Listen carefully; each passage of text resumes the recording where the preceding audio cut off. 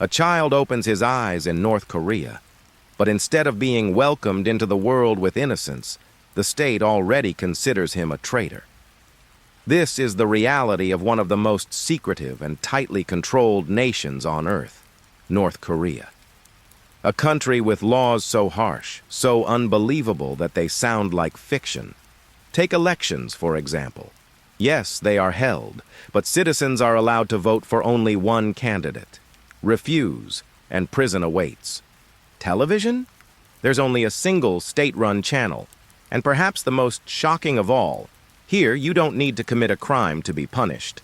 Just thinking about one can send you behind bars. To understand how this iron rule was built, we need to look at history. Until 1945, Korea was under Japanese control for 35 years. After World War II, the land was split in two.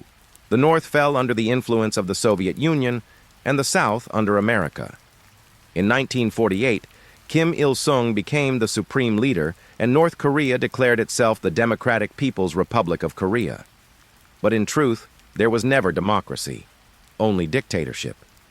2 years later, the Korean War erupted between the North and the South. Even when the war ended, no peace treaty was signed. Technically, the two Koreas are still at war to this very day. Since then, power in North Korea has never left the Kim family. First Kim Il-sung, then his son Kim Jong-il, and now his grandson Kim Jong Un.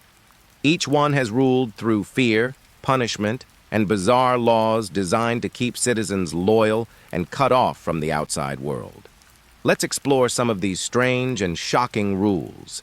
In 2024, the government banned something as ordinary as sunglasses and even wedding dresses. At subway stations and public places, instead of music, only speeches of the Kim family echo through loudspeakers.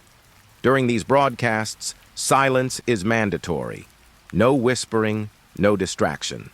If someone is caught watching South Korean dramas or Hollywood films, the punishment is brutal. Long sentences in labor camps. The regime calls this protecting the people from foreign contamination. The internet as we know it does not exist here.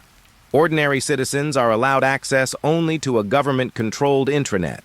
Every search, every click, every message is monitored. This ensures that no outside influence ever reaches the population. International calls? Strictly forbidden unless approved by the state. Television, radio, and newspapers? All owned by the government. Private media is unthinkable. Citizens grow up hearing only praise for the Kim family, while the United States and its allies are constantly portrayed as enemies. Even haircuts are controlled. There is a list of approved styles, and citizens can only choose from them. Jeans, dyed hair, or flashy clothes are banned. Caught breaking this rule, punishment is certain. Food restrictions are equally bizarre. Hot dogs banned because they're American. Famous South Korean dishes like tteokbokki also banned. And movement inside the country? Traveling from one city to another requires a government-issued permit. Passports are reserved for the elite, close allies of Kim Jong Un. Ordinary people are never allowed to leave the country. Property, houses, shops, all belong to the state. Citizens may use them, but they cannot own them. Religion, too, is outlawed. Churches exist, but only as showcases for visitors. Anyone secretly practicing faith is sent to labor camps. Defying the government is not just dangerous for an individual. If someone is declared a traitor, their entire family, parents, children, grandchildren, are punished. This infamous three-generation rule ensures no trace of rebellion survives. Spies are everywhere, neighbors watching neighbors. And in this bizarre system, even thoughts can be crimes. If accused of thinking against the government, a citizen's fate is sealed. Every week, people gather for self-criticism sessions. Here they must admit their mistakes in public. It could be as small as not praising Kim Jong Un enough or being impressed by something foreign.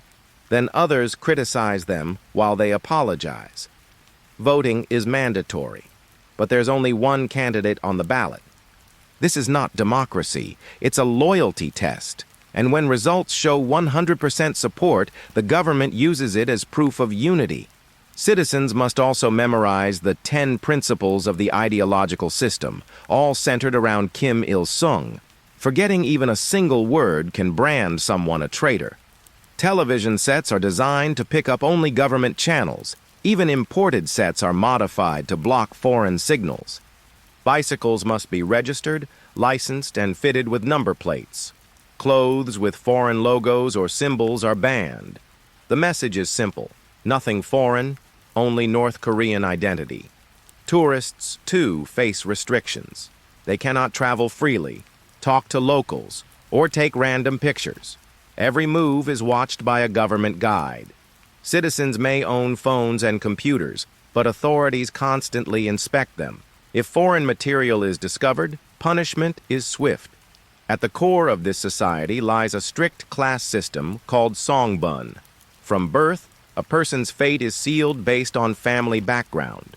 Those in the core class, whose ancestors fought alongside Kim Il-sung, enjoy privileges like good jobs and houses in Pyongyang. The wavering class, ordinary peasants and workers, receive fewer benefits. And the hostile class, people linked to religion or South Korea, face the harshest discrimination: mining, cleaning, and the most brutal labor. Even basic resources like electricity, water, and gas are rationed. Military service is compulsory for men and women, lasting up to 10 years. On the anniversaries of Kim Il-sung and Kim Jong-il's deaths, citizens must cry. Failure to show enough grief can be seen as disloyalty. Every home is required to display portraits of the leaders and keep them spotless. Children are taught to memorize the words and speeches of the Kim family from a very young age. North Korea is so isolated that even its calendar is unique. Instead of our standard years, they follow the Juche calendar, starting from 1912, the birth year of Kim Il-sung. So, while the world calls this year 2025, in North Korea it is Juche 113.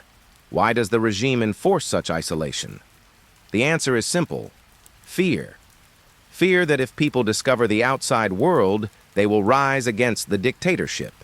And international sanctions, fueled by North Korea's nuclear ambitions, have only deepened its isolation. But much of what happens inside remains hidden.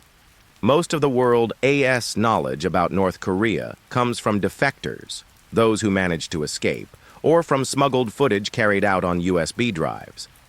This is life inside North Korea, a place where freedom is forbidden, truth is controlled, and even an innocent thought can end in chains.